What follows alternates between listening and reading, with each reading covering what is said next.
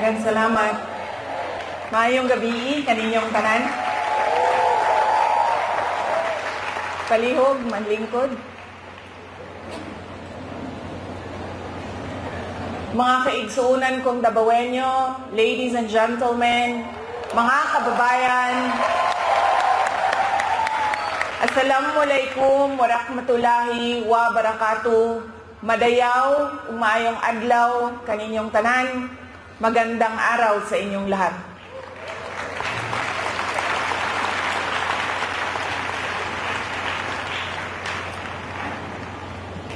Unahin ko po muna ang aking mga pagpapasalamat. Una po, ang aking pagpapasalamat sa Kingdom of Jesus Christ, sa inyong paanyaya sa akin na dumalo sa inyong 39th anniversary. Maraming salamat po sa inyong imbitasyon.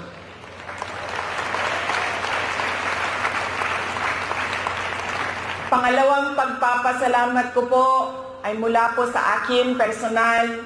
Ang pagpapasalamat ko sa tulong ninyo, sa kampanya ninyo, sa suporta ninyo at sa boto ninyo para sa akin nung nakaraang halalan ng taong 2022.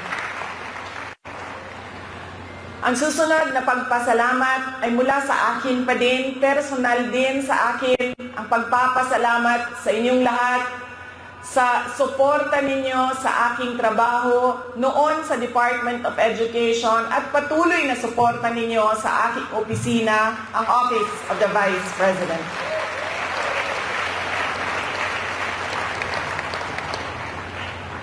At ang huling pagpapasalamat ay mula po sa aming pamilya, ang pamilya Duterte. Napakalaki ng utang na loob namin sa inyong lahat, mga kababayan, sa pagkakataon na ibinibigay ninyo sa amin na makapaglingkod sa ating minamahal na Pilipinas. Maraming salamat po.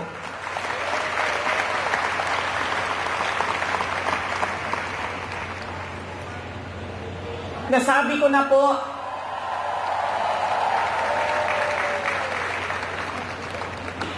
unahin ko po muna ang mga naririnig ko at narinig ko rin na nasabi ng membro ng Kingdom of Jesus Christ na sala manggunitanan ni Inday Sara, unidagan pa siya presidente, dili ta magkalisod-lisod ani atong nasod.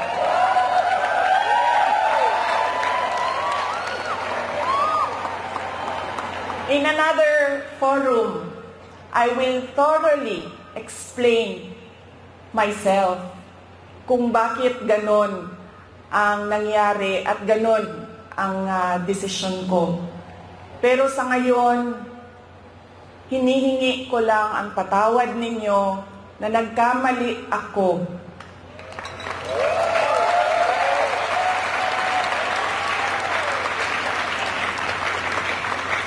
Nagkamali ako sa paghingi ng tulong at suporta nyo para kay Pangulong Bongbong Marcos.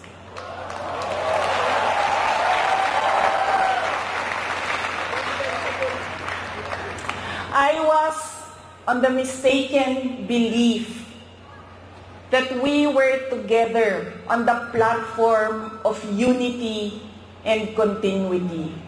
Nagkamali ako. Kaya hinihingi ko ang patawad ninyo.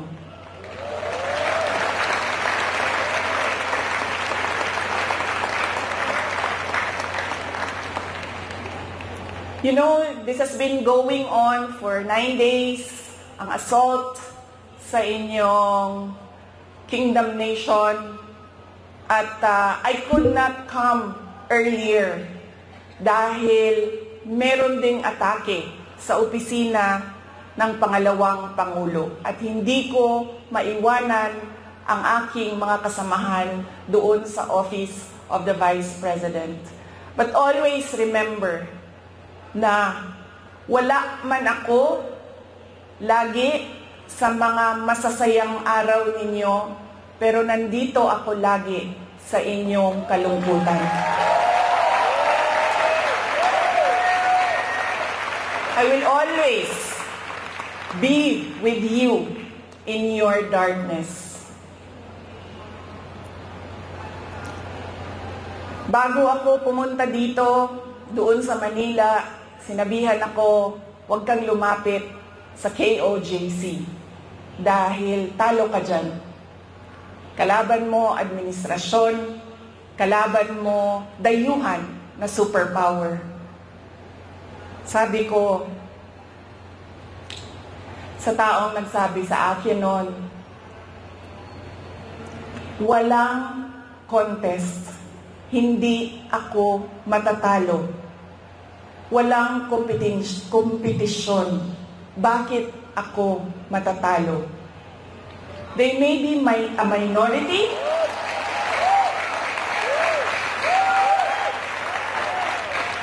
they may only be 8 million around the world. Sabihin na natin na 6 million lang doon ang Pilipino, pero Pilipino pa rin sila.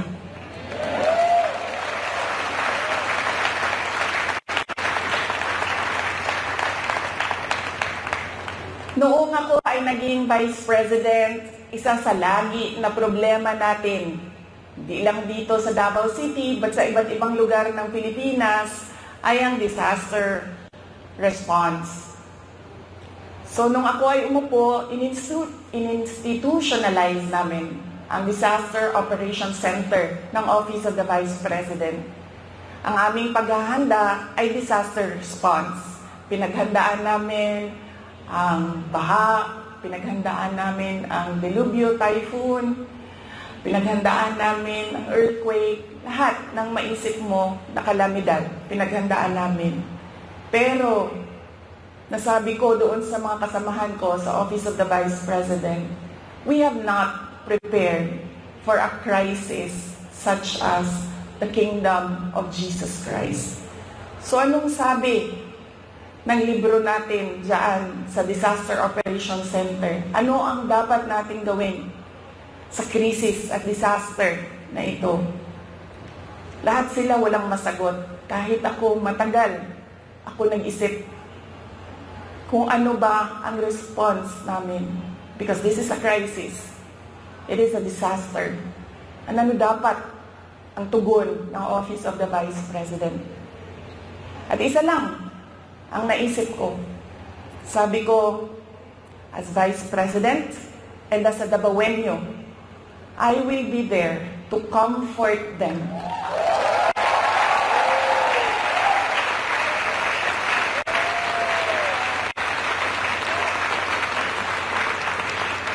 I have a moral obligation to assist them if they feel that they are persecuted, kahit kukunti lang sila. Trabaho ko yan bilang pangalawang Pangulo.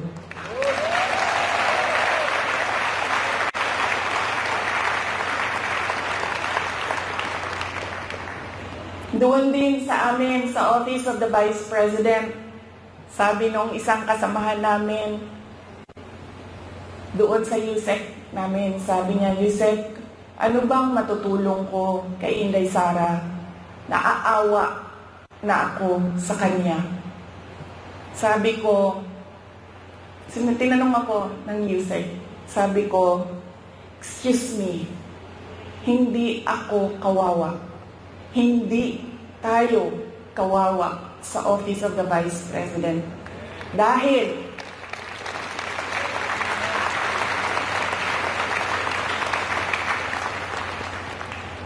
tatlong beses tayo kumakain araw-araw. Kung gusto natin bumili ng leche flan, meron pang leche flan. At ayaw natin ng leche flan, gusto natin ng ice cream, nakakabili tayo ng ice cream. Sabi ko, ito personal ko na experience. Kaibigan ko, 47 years old. Sumakit lang ang likod. Anong sabi ng doktor?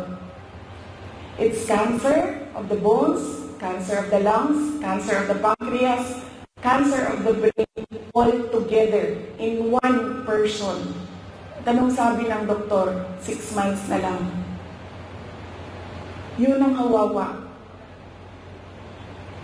Sabi ko, ang dami sa ating mga kababayan na nakakaramdam ng gutom dahil hindi na nila mabili ang pagkain sa sobrang mahal ng pagkain.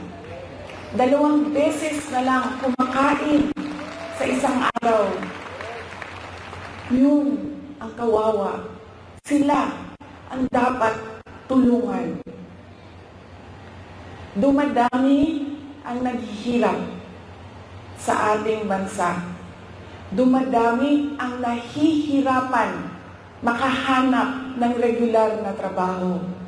Sila ang totoong kawawa at kailangan ng tulong natin.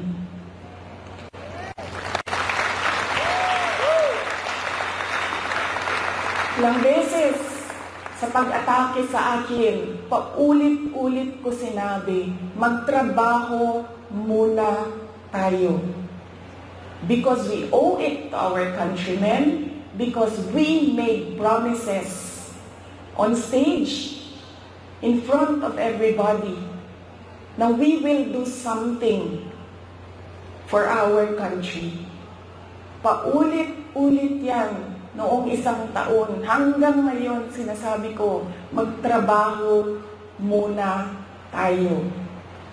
Mas maraming nangangailangan ng tulong kaysa mas interesado sa politika.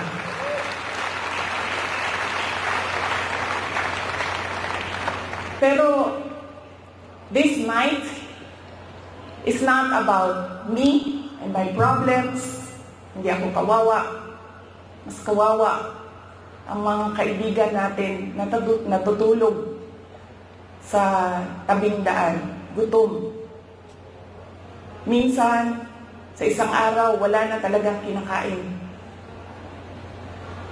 Sila ang totoong problema at totoong nangangailangan ng tulong dahil sila ang kawawa. This is about kingdom of Jesus Christ and the assault on the kingdom nation. Tandaan ninyo, hindi kayo kawawa.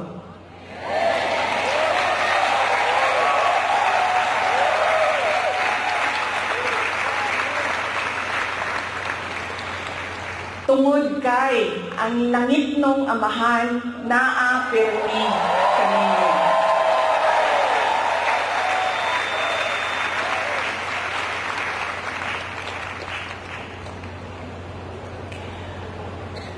Noong isang araw, kausap ko yung SMNI President. Sabi ko sa kanya, Sir, bigyan mo ako ng update sa mga tao.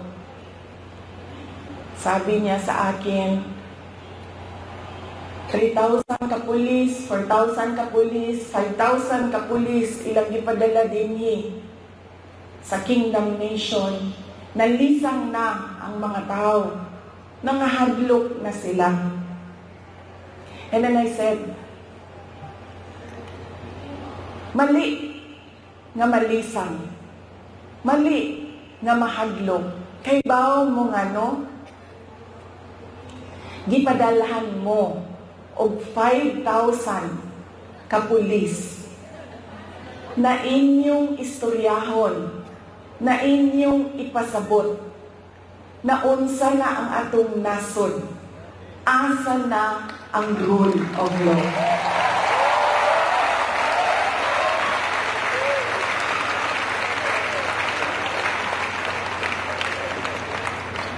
Ipadala sila dinhi para hadlokon mo.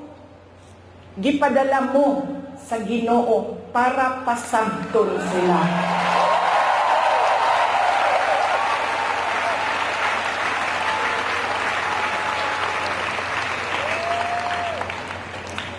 If they come from a place of violence, the Kingdom Nation is the expert on peace. Kay ba mo, anak? Dabaweños are peace-loving, Filipinos. And in fact, dili lang Dabaweños, because the kingdom nation citizens can be found all over the country and around the world.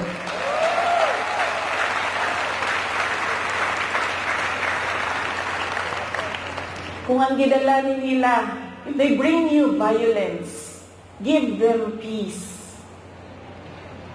Show them peace.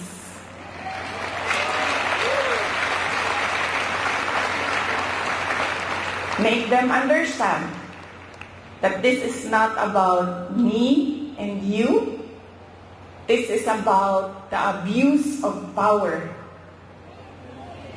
and the assault on the freedom of religion.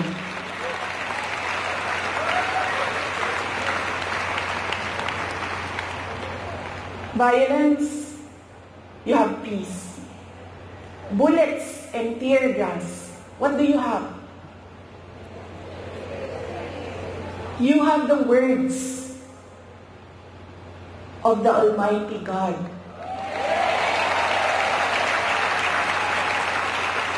You have the Bible. Padalhan mo nila og bala, tirahon mo og tear gas. Preach to them the words of God.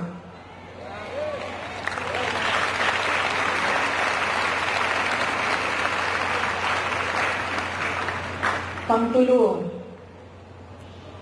if they come from the evils of Satan, what do you have? You have the goodness of the Lord Jesus Christ.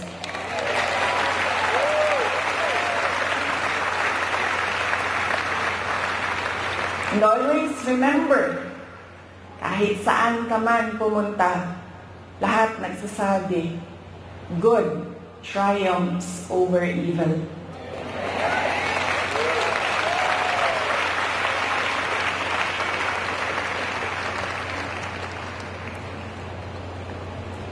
Ang ako ang lola sa mother side, maternal grandmother na ako, buhi pa siya karon, kaluoy sa Ginoo. She's blessed with a very long life. She's in her 90s. Lumad sila dinhi sa Davao del Sur of Davao City, sa Padada, Davao del Sur of diri sa Davao City.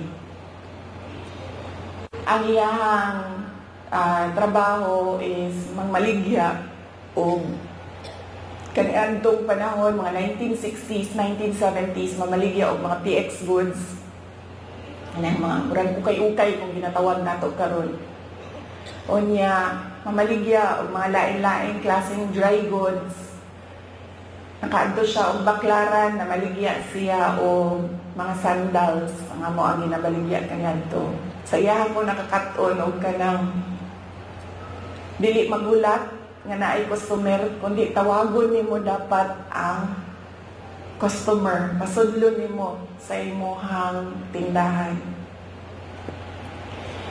Doon na siya pulong sa ako tong batanon pa ko. Kebaw mo, diri manggod sa ato sa Pilipinas, when you are outspoken, when you are opinionated, when you are headstrong, ang tawag sa imuha maldita. I feel that it is wrong, pero somehow, siguro sa ato ang mga Pilipino, na kung mutubang ka sa mga elders, itawagon ka maldita. So, kung batanon pa ko, ang ako ang lula, mag-istorya, mga saba tingali, o niya, mutubag ko, mayroon dayon na ang ako ang lola. Maghinay-hinay ka, Inday. Kay ang gaba sa Ginoo dili magsaba.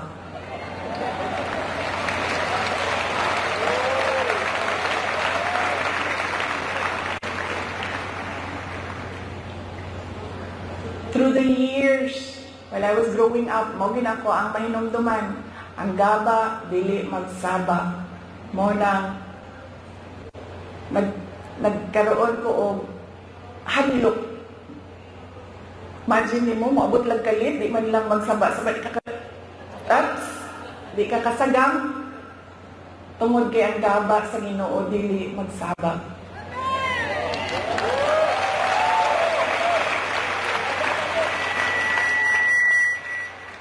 Motong kaganina, I know,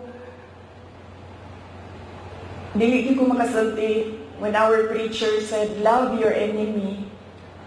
Nag-anak lang yun ko.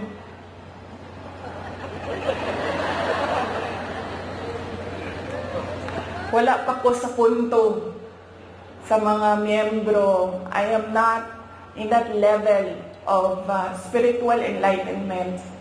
I can love my enemies. Wala pa ko sa inyong level. Moto kaganina nag-anak ko. Para di ko makasala.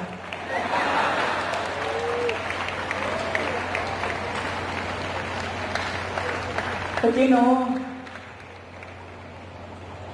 para sa ako, dili man ako sila mamahal. I cannot bring myself to love them.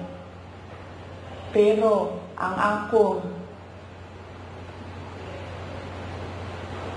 verse, pulong para kanila mao ang dapat sa Ginoo di magsaba.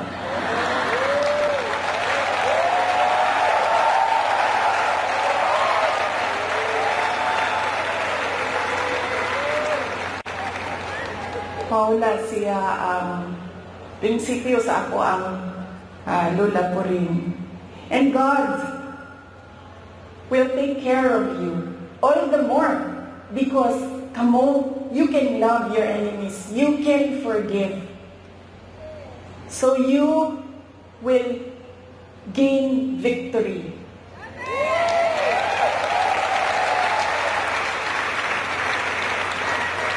God will be there, will always be behind you, around you, above you, underneath you, to cradle you, to shelter you.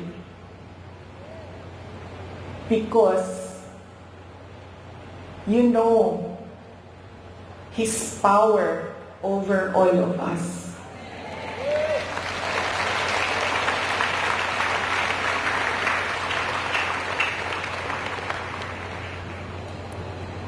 Kaganina, nawala naman itong atuang ko ay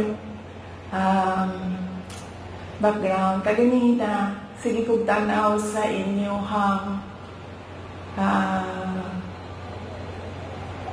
wall. And then, nakabutang dito, 39th anniversary. Nakauna-una ko nga sa pagtuo sa mga inchik, malas magunang 9.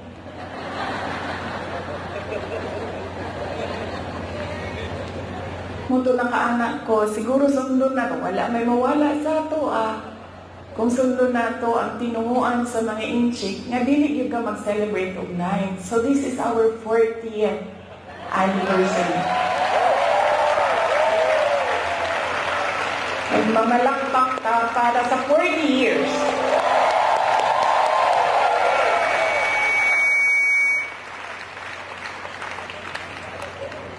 You have come a long way from 1 to almost or approximately 8 million around the world.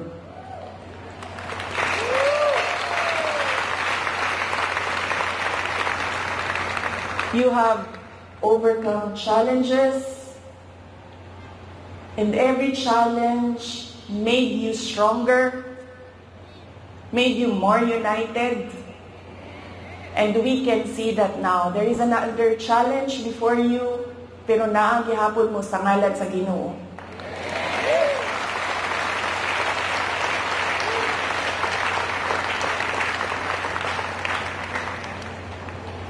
Ug sa tanaw nako, sa kadaghahan, sa kalisod, ug sa kadaghahan sa pandaot, ug sa kadaghahan sa dili pagtuo sa inyo ug sa kadaghan sa pag kanang kansyaw ba sa inyong pagtuo, I think you will reach 100 years or more.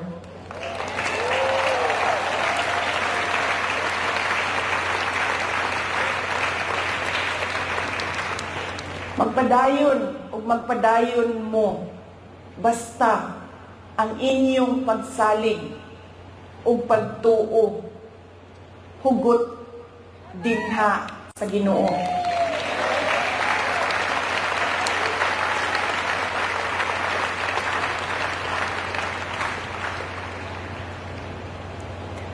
During COVID, it was a experience as mayor. It was an experience that I do never want to go through again. The COVID-19 pandemic. Dili na ko ma-explain sa inyo ang kalisod atong panahon na to. Nga doon na yung mga gipangayo sa imuha nga COVID-19 response, pero walay budget ang syudad para punduhan ang mga projects para sa COVID-19 response. Daghan kaayo, TTMF, PPEs, suporta sa mga frontliners, health workers. Dili na ko gusto mo sa bato. Pero doon ako'y mensahe sa mga Dabawenyo, maupod ang mensahe nako sa inyo karon, dili lang sa mga naadinhi sa Davao City, kundi sa tanan ng miyembro sa Kingdom of Jesus Christ. And that is, we will not break.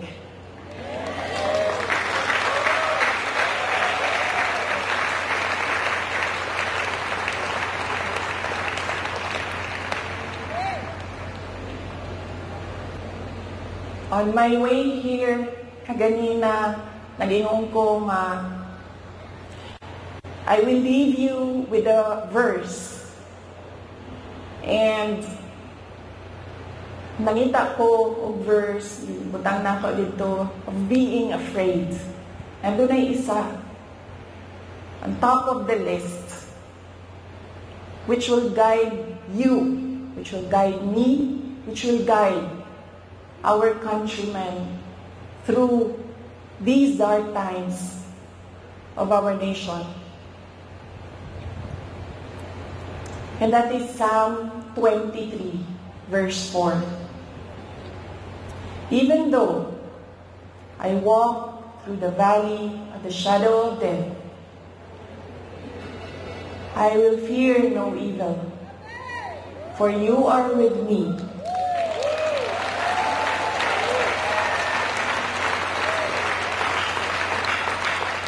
Your rod and your staff, they comfort me. Ayaw mo kalimot na ay Ginoo nga nagtanaw sa ato ang tanan.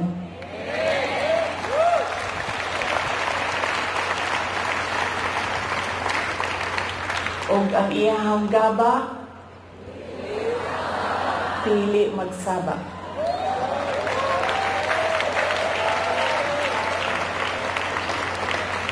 Let us clap for 100 more years.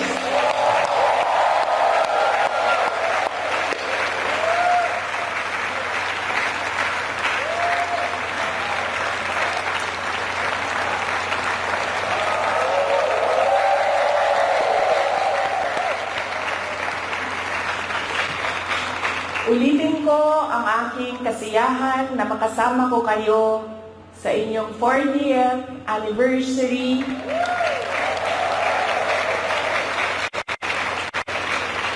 We will not break. Happy 40th anniversary, Kingdom of Jesus Christ. God save the Philippines.